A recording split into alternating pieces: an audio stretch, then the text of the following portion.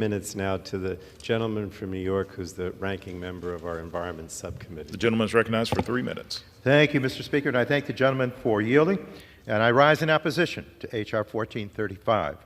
Make no mistake, we are at a critical moment in history.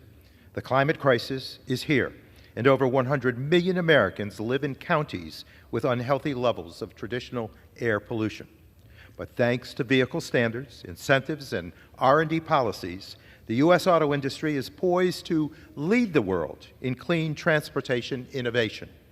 We should focus on supporting these policies, not weakening them. Sadly, H.R. 1435 would toss aside decades of legal precedent, upending the California waiver process and threatening the innovation already underway.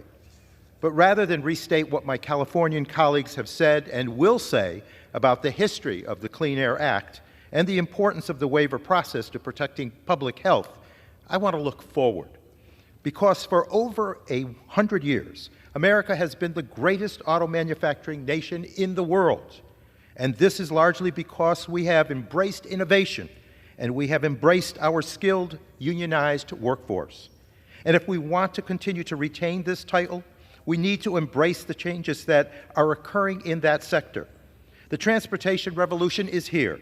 It is already creating jobs and reducing pollution, in large part thanks to the Infrastructure Investment and Jobs Act and the IRA. So when we hear concerns about inadequate charging options, we need to remember that charging infrastructure is going to become much more widespread and better performing in the near future, thanks to the $7.5 billion enacted in the infrastructure law. And when we hear about stresses on the grid, let's remember that there are tens of billions of dollars in the infrastructure law and the IRA to make our electric system smarter, more resilient, and yes, more capable of meeting these new demands. And when we hear that clean vehicles will support China, let's acknowledge that this will only be true if we fail to develop our own domestic supply chains.